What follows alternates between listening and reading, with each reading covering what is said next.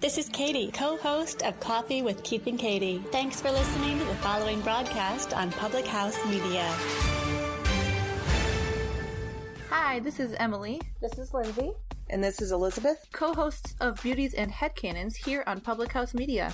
Thanks for listening to the following broadcast on Public House Media. Once you are done with this episode, we hope you'll come check out our show, Beauties and Headcanons, where we talk nerdy to you about fandoms, fan fiction, and all pop culture for nerds that you can think of. A new show comes out every Friday. Don't forget to subscribe on iTunes so you never miss an episode of Beauties and Headcanons. Thanks again for checking out the following broadcast on Public House Media.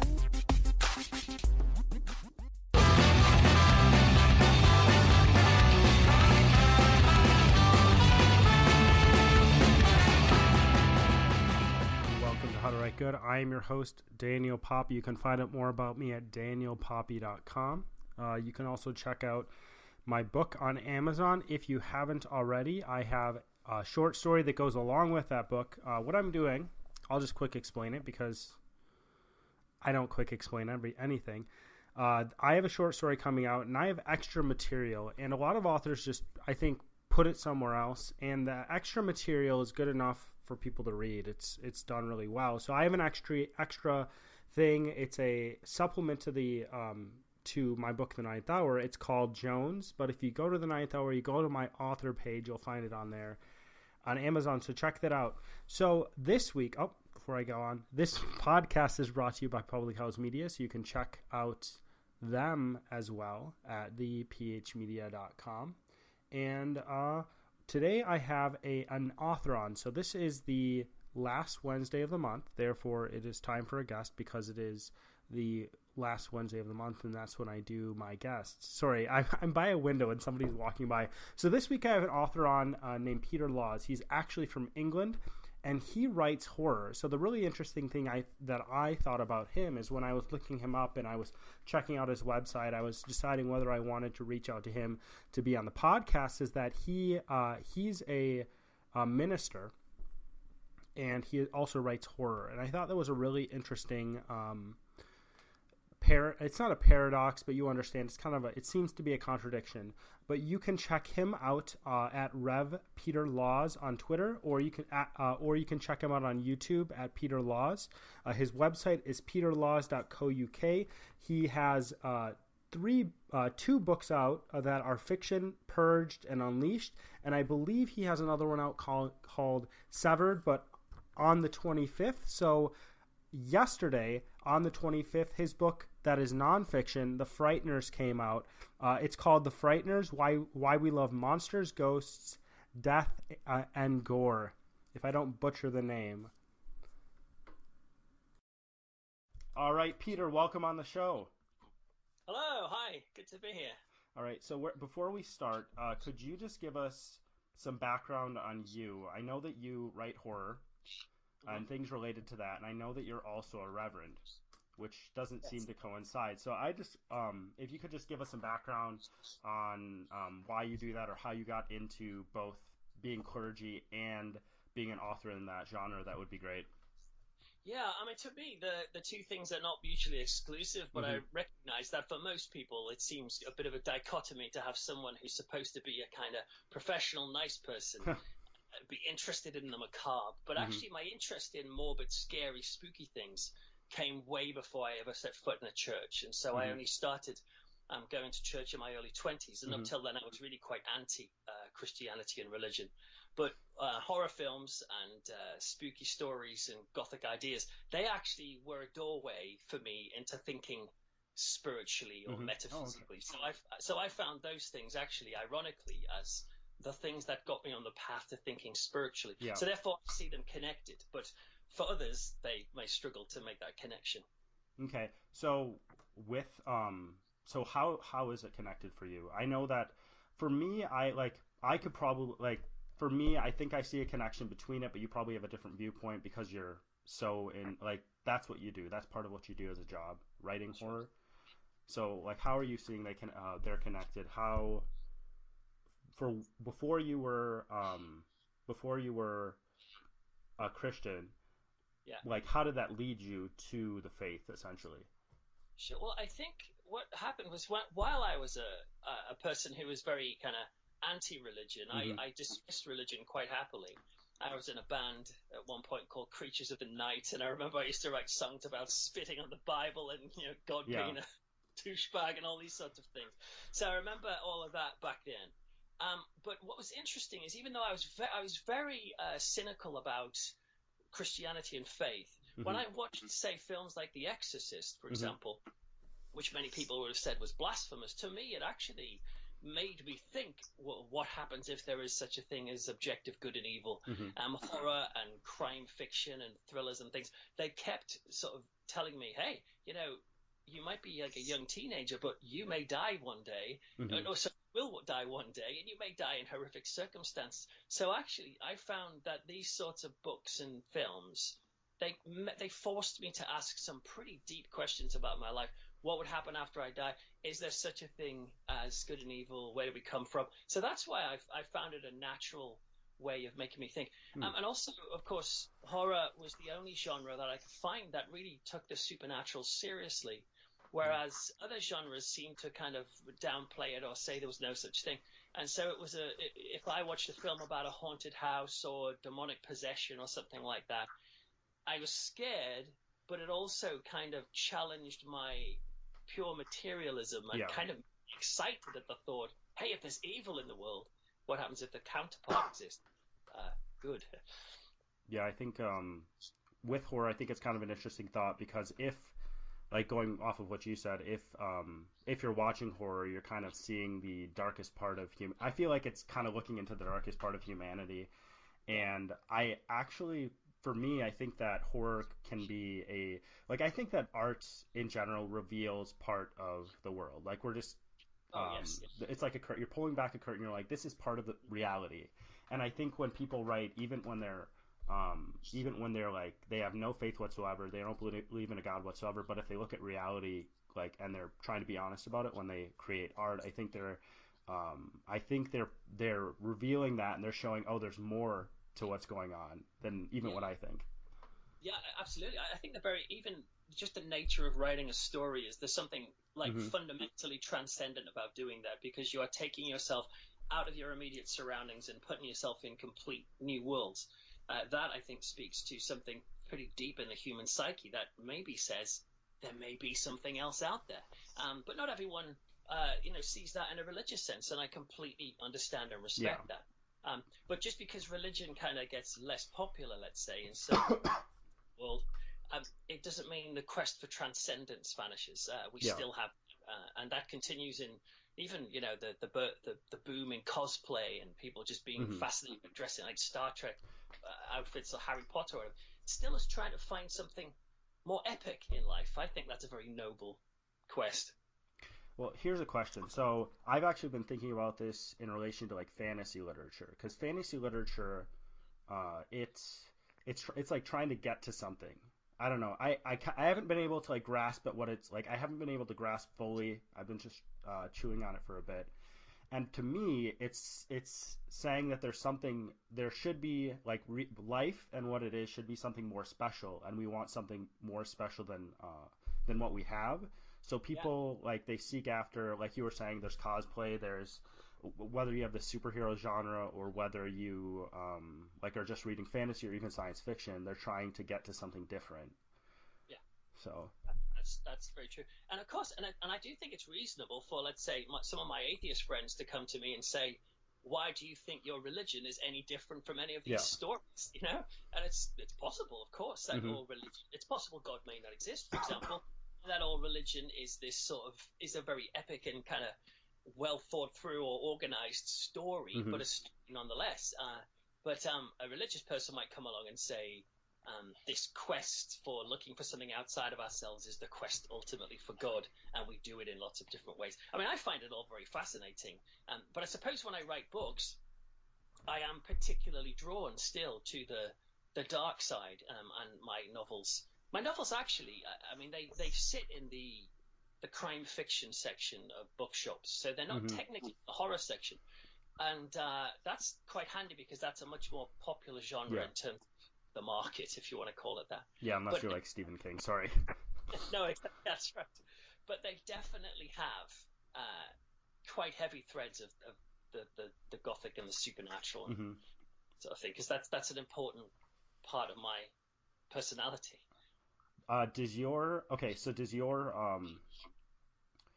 So would you call yourself a pastor then, or do you just call yourself reverend, or do people call you pastor? What is this? Yeah, well, in Britain, I'm ordained into the British version of the Baptist Church. Okay. So I'm technically a kind of a Baptist reverend. Okay. But whenever I talk to people, particularly from America, I kind of have to very hastily say that Baptist in Britain doesn't automatically equate to what Baptist is like in America. So, for example, the Southern Baptists in America, I don't think they support women in authority in a church or some things like that. But in the British Baptists have had, we've got a woman who heads up our entire denomination at the moment. So we're kind of a bit more liberal in many ways. It's not. Sometimes people hear Baptist and they think of Westboro Baptist from TV. Hates fags, and that is just not where I'm from whatsoever. But yeah, so I'm a Baptist pastor. I can tick reverend on a government form and not be lying. Yeah. So how did you get from being essentially like a God-hating atheist, if I can call you that, right? Can I call it? To being a pastor. It's easier for me to say pastor. That's why I want to use pastor instead of reverend. Yes. So. I'll cut a very long story short, but I mean, literally, the initial interest was I met a girl in a nightclub, and I really liked her, and I asked her out, and she said she wouldn't go out with me because I wasn't a Christian, and I was shocked at this. I'd never met anyone who thought Christianity was something that would actually affect your life choices. I just thought it was something weirdos did, and people maybe did on the weekends, but not a real thing. And actually, that incident just made me curious to know what is it that these Christian people really believe. And so I just went along to the Christian Union and was surprised to meet like intelligent, normal, everyday people who had a faith. And eventually, that got me on the track to become a Christian. It took a while. But this was all kind of fueled in my early years by films and books that were saying there may be something more to life than just flesh and blood. And I think horror particularly did that quite well. So yes, I suppose that was the roundabout road to me being a Christian. Okay. Started with a person is kind of interesting. I don't know. Yeah. Started with a person, started with horror. I don't know. Person, and also, I mean, to sound cliche, obviously it ended on a person in the sense of I realized Christianity was not really just a kind of a worldview, but it was centered on this character called Jesus, and I just thought he was so progressive and so sort of ahead of his time that I was quite drawn to this character and to try and follow his kind of teaching in my life. But I hold loosely to other stuff, like the general church traditions and things like that. Some of the things I might believe may be controversial to other Christians, but kind of more like Jesus focused, I suppose. Here's a different thing. Let's just switch directions a little bit. So for me, when I look at horror, because I do a lot of writing myself, but I don't write horror. Like that's not my genre. I want to try writing horror eventually, but I also find it a little, what would you call it? I find it a little, not outside of my comfort zone, but outside of my wheelhouse. Do you use that term in Britain? Yes, we do. Yeah, okay, you do. So I find it outside of my wheelhouse. So if I tried doing it, I wouldn't even know where to start. I think I can write about like the darker side of human nature, but actually getting something that scares people, that kind of I don't know. So could you, I don't know, explain what you do or how you get to that point or what it takes to scare people? Because I feel like that's part of what horror is. Yeah, that's a great question. I've not been asked that question before. I suppose it comes naturally to me to think in these sorts of terms. And so I can be walking along and I'll notice a house at the end of the street, and almost immediately my brain, the little butler inside my brain, will come and offer a story idea that there's a strange old woman in there who, eats babies, or just something absolutely extreme, or something more spooky and so I find these sorts of ideas come naturally to me, not because I enjoy real life violence or anything, but because in one sense they make the world a more interesting, epic place if there's high stakes danger around. So you imagine that. But also because I suppose it helps me deal with my own fears, and I am frightened of death, and I'm frightened of suffering and those sorts of things. I find that sort of thing really quite disturbing. And so I take the furniture of that which frightens me, death, murder, violence, and I put it into formats that I am in control of, which is why I write fiction that involves murder and death. It's not because I enjoy it in real life. It's because I'm scared of it and I want to be in control of it. So I suppose it could be a case of saying, if you've never written horror before, it's to literally think of what is the thing that scares you. I mean, what settles you, and for you to take that and you to be in control of that, but to give it some space to move on its own and scare you. But I would also say, if people don't really like horror or aren't that bothered about writing it, then just don't. Not everyone has the spooky gene. There's an author called Lind Hatcher which described it as the spooky gene, that millions of us have it and we are drawn to these things, but millions of us just simply don't think in these sorts of terms and are repelled by these subjects. And I'm not an evangelist for horror, but I do try to encourage the people who love this stuff to find deeper themes in it. Oh, I just had a question I just lost. Oh, I had a question for you, and it's gone now. Happens a lot. I can remember everything when I'm writing, and then when I'm actually talking, I can't. It doesn't. Whatever. This is a writing podcast. Is that correct? Yes. Well, it's called How to Write Good. It's not. It's about How to Write Good. But it's about more the philosophy behind it. So I'm not trying to prescribe this is what you need to do. Once in a while, I have something like that, but it's more like why people do it, or why people where creativity comes from and stuff like that. You could probably classify it as creativity, but gosh, I wish I could remember what that was. So just trying to reach for it. So while you're thinking of it, I'll just quickly check to see, make sure my microphone's high. Is it now loud enough to you, or that's better? Yeah. That's better. Yeah, that's better. Okay, I don't think I did anything at that point, but I did come a bit closer to the screen. Oh, maybe that helped. So I'll just come a bit closer. Okay, carry on. Oh, here's what I was thinking. So, I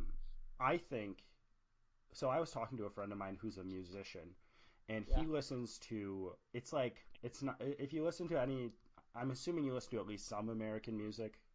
It probably gets over there. And there's so much crossover. But he listens to like old country, really, it's like a specific, it's almost like folk.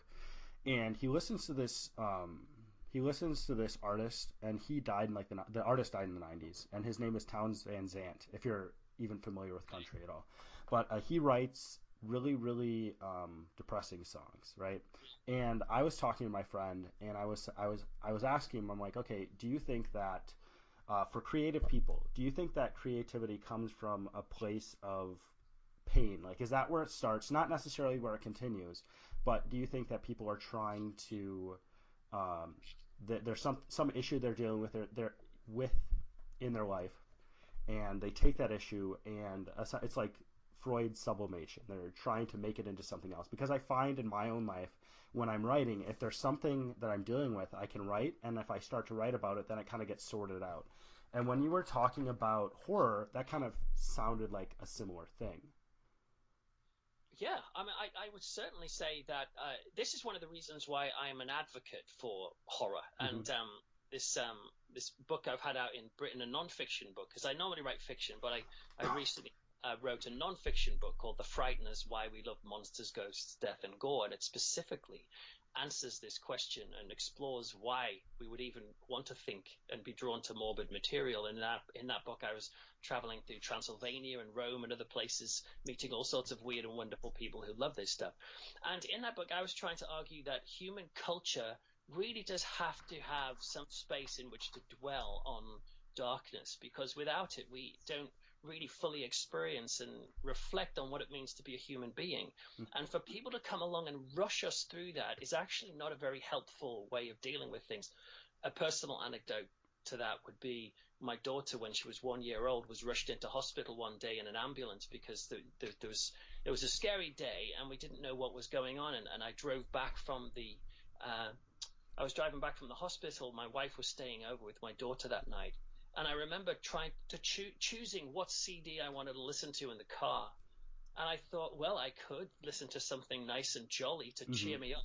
But I thought, no way am I going to do that. I'm not going to disrespect this situation, which is actually genuinely scary and upsetting, and suddenly sort of start living life as if everything's okay. And everything wasn't okay. And so I actually found it much more comforting to listen to really quite morose music, because that gave me a chance to stay in that zone for a bit and respect that. And there's a really interesting parallel to this with children in following 9/11, where after the attacks on the Twin Towers, particularly, there were kids who had family who were killed in that tragedy. And afterwards, those kids were witnessed by friends and family and teachers building Lego aeroplanes and Lego towers and smashing them into one another over and over again. The educationalists and the teachers and whatever came through and said, come on, what are you doing? And the parents were shocked at this as well, thinking this was a shocking display of, trivializing a tragedy.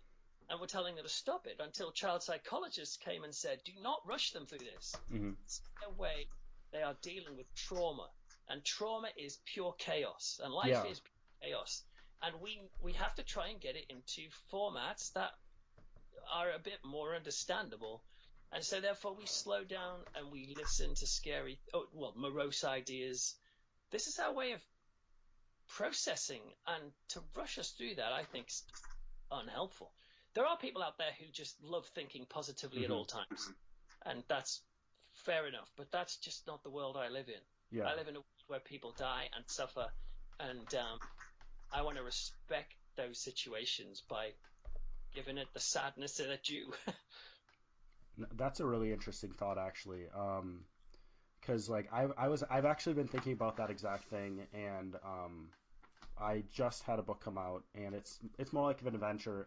It's more in the line just of fantasy, but it's like the beginning of a series, and one of the themes in it, really, I want to try to address that issue, and not necessarily like with horror like you do, but more with there's bad things in the world. And for me, like, I'm coming at it from kind of a Christian perspective too. Okay. Well, I am. So at the same time, you have to try to figure out a way to present the world realistically, while like showing that there is hope. And I don't know, I just think that I've been thinking about how, like, it's the same thing with you and your daughter. Like, it's not you don't listen to something happy, you want to actually process through it. For me, I actually almost think that I'm when I'm having a bad time, or like say I'm feeling depressed or whatever it is, like when you experience those things, if I try to just shut it off, I feel like I'm missing out on something. I feel like there's an aspect, it affects my writing, and it affects like my creativity, and affects what I have to add to those things if I don't process through it. And sometimes the best writing I have comes in those times where I'm not feeling the best, but I'm like, hey, I'm going to do this, and then I create something out of it, and I process through it, just not ignoring it. And sorry, I'm talking a lot, but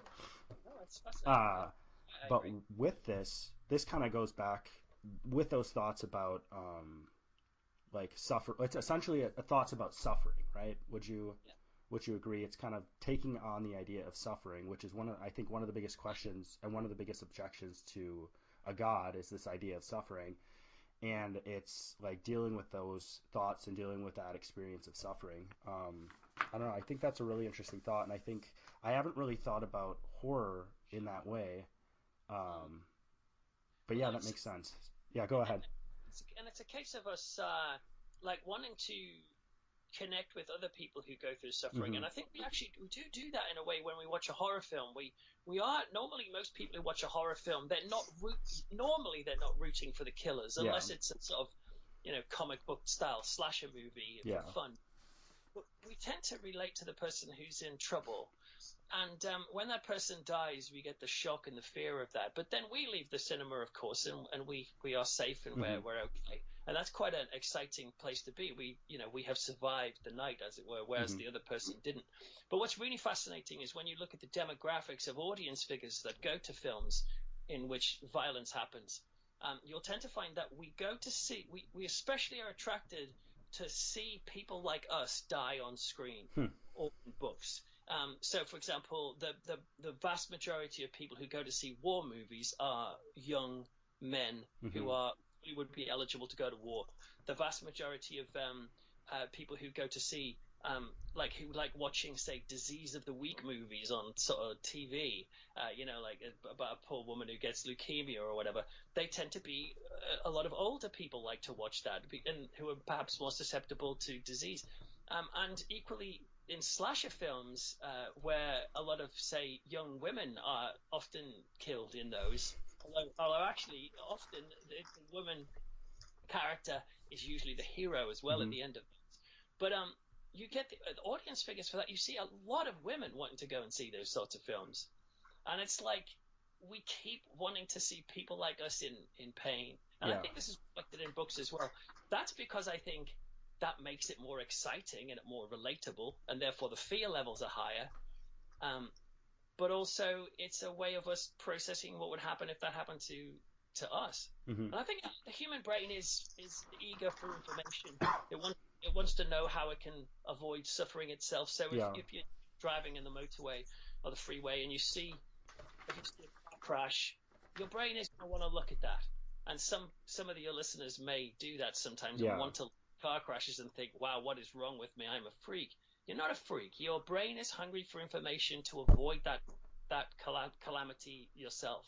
And so it's natural to be curious about that. It doesn't mean you enjoying death. It means you want to avoid your own death. Here's a question kind of off of that. So do you think that people are also drawn to it because there is a desire in people to struggle through something and get through it? Yeah, well, I mean, there's a sense of achievement to get through something and survive. And we do this every time we see a film that has high-stakes drama in it, where we kind of relate to the characters, and afterwards we feel a sense of elation. And even in particularly sort of shocking horror movies, people tend to come out of those feeling quite energized because they've had a good time in many ways, even though it's been a horrible time. So I think it's quite natural to be drawn to these things because we are. I mean, Daniel, it would be absurd, I think, to think that human beings would not be curious about that which affects 100% of all of us, which is death and suffering. And to be curious about that just seems natural to me. And what's amazing, though, it can prompt great art. It can prompt us to start creating stories that have the darkness and also the light. To me, the light doesn't make a great deal of sense without the darkness to give it definition. And so, it's, for example, I used to worry for a little while. I thought, oh my word, am I obsessed with the darkness? Because I prefer nighttime. When I watch a cartoon on TV with my kids, if it's set during nighttime, I'm more interested in set during the daytime. And I love going down in caves and I love seeing the moon at night. And I was thinking, what is it about the darkness I'm drawn to? And I talk about this in The Frighteners, and then I had this revelation one day when I was down in a cave. My wife went down to see these underground cave, and the guy, for fun, switched all the lights off to see what it would be like. And for just a short period of time, I was in total darkness, and I realized, you know what? This isn't that fun, actually. It's boring. Total darkness is boring, and total light is boring in a sense. You have to have this fusion of darkness and light at the same time to give you a sense of the world. So when they turn the spooky lights back up, or when I'm out at night and I see the moon in the sky and it's dark and I'm saying, wow, this is wonderful, I love the darkness. But it's the fact that the moon is there kind of accentuating the darkness and giving contrast. So it's this combo of light and dark which I think makes up the human spirit. And this is what we explore in fiction and film. And my novels, for example, people tend to tell me that even though they're very dark, they're quite funny, and people sort of have a good laugh with it. And the main character is quite irreverent. And yeah, you have to have a bit of light and shade, I think. Total darkness is not all it's cracked up to be, but total light is also unrealistic. Yeah, because when you're reading a book and nothing ever bad happens in the book, it's going to be the most boring book that you ever read. You'll just be like, burn it. I mean, get rid of it. This is pointless. So, it kind of... It's a cliche, isn't it, to say that we need conflict in drama to make it dramatic. But, I mean, it's only a cliche because it's true. Yeah, it's definitely true. Yeah. But it's kind of like with the sorry, I have a bit of a cold. With the dark and light, it's kind of the balance between like chaos. You were talking about a little bit before, chaos and order. Where you're just trying to. There's like, I think you were saying like death is chaos, or suffering kind of is. I'm not sure exactly which one you were saying. Well, I just said that life in many ways throws us into chaotic situations, and death is obviously one of the most chaotic, and suffering and violence are awfully chaotic. And one of the reasons why they cause us trauma is because our brains are just trying to cope with it, which is what these poor kids were trying to cope with when they found out what happened to their parents. But the way they dealt with it was to not to run away from those elements, because that would be wrong. It wouldn't make sense. It would be to deny those elements. They took them and started to slow down. In the book as well, I talk about another instance of a young boy who was in a pet shop, and while he was in a pet shop, they had a panther in this pet shop. It was a pretty impressive pet shop, and this panther attacked him in this shop and bit his head, and he was traumatized about panthers. But the way they helped him through that was not to move him on to something else, but was to allow him to keep repeating by using toys the attack. And sometimes he played the aggressor. Sometimes he pretended to be the panther and tried to attack the therapist, and because he wanted the therapist to know this is how horrible it is when a panther attacks you. And sometimes he played the victim again, and actually that exposure and re-exposure to his trauma was the key to help him move on. So I think we re-expose ourselves to our fears all the time. It happens with kids a lot. If you read, I've got a son, a young son. Not that long ago, I read him I sang him a scary song. He asked me to sing him a scary song, and I sang that bad lip reading song, which is a Yoda about seagulls. I don't know if you've seen it. Anyway, it's a crazy song on YouTube. He's scared of Yoda, right? So I sang this. He was terrified. Told me to shut up. Please don't sing that, Daddy. But the next day, he asks for the song again. Why did he ask for it again? Why do we keep going back to material that scares us? It's because it's an arena in which we can not only categorize what frightens us, but also it's an arena in which we can learn courage to deal with those things. And to take those things away from children or society in general, I think removes an opportunity for us to learn how to be brave in the face of that which scares us. So it's a complicated, but I think a very fascinating world. So I enjoy writing about that stuff in nonfiction, but I enjoy putting it into practice in fiction. And what's, I suppose, my lead character in the fiction novels I write, they're a series, does this exactly. He's an ex-church minister. He's called Matt Hunter, an ex-church minister who has lost his faith, and now he's an atheist. But he helps the police solve religiously motivated crimes. And so in the first book, he's on the trail of a Christian serial killer who thinks it's fitting to baptize people and then murder them straight afterwards, so they'll go straight to heaven, fast track to glory, and not lose their faith.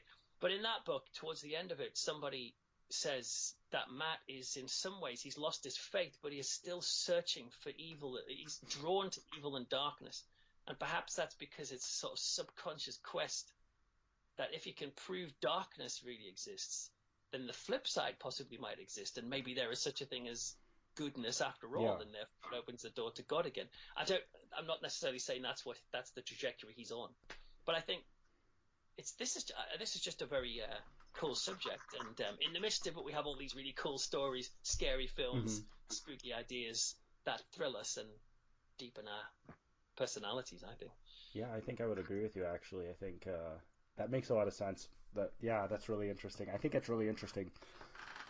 I've just been thinking about pretty much what you were talking about with your son, how it's just like you're exposing yourself to something and you're gaining courage and you're developing as a person.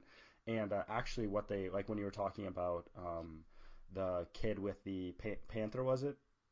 Yes, Was it a panther? Like that's like the common treatment for people with like phobias. It's just like exposure until they can do what they want. And I don't know, I think that's kind of been like in my life, that's been a theme, and I feel like there's always some other thing I'm like, oh, I'm afraid of doing this. But at the same time, more and more, I'm like, okay, I'm going to do this. Like it goes on, and then after a while, it's like, hey, I've been doing this so long that it's not even an issue, which I think is really cool. Yes. So I think we are just out of time, but is there anything you want to, is there anything you're thinking about that you'd want to say just to finish this up? Well, only in the spirit of shameless self-promotion. Oh, go ahead, yeah. I would to say if anyone's interested in finding out more about the stuff I do, you can follow me on Twitter at RevPeterLaws or go to my website, peterlaws.co.uk. I've got a YouTube channel called Predictably Peter Laws. And also the books that I have out, the Frighteners, Why We Love Monsters, Ghosts, Death and Gore, that comes out from Skyhorse on the 25th of September, I think, so just in time for Halloween.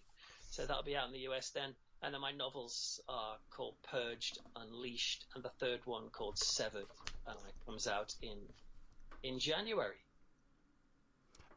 All right, that is Peter Laws. You can find out more about him, as I said at the beginning, and as he just said, at Rev Peter Laws on Twitter or at Peter Laws on YouTube. Check out his website at peterlaws.co.uk. He has 2 books out, Purged, Unleashed, and then he has a third book that will be coming out later called Severed. But he had a book that just came out yesterday called The Frighteners, Why We Love Monsters, Ghosts, Death, and Gore.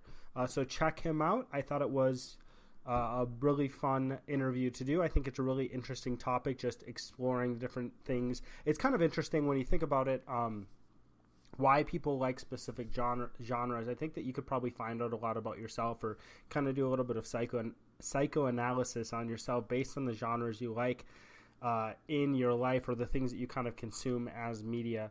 And I think that horror is part of that, and I don't think it's necessarily a bad thing, as I was saying in the interview. I think it's something that is just expressing something that is a part of our humanity. All right, so as always, my name is Daniel Poppy, and this is How to Write Good.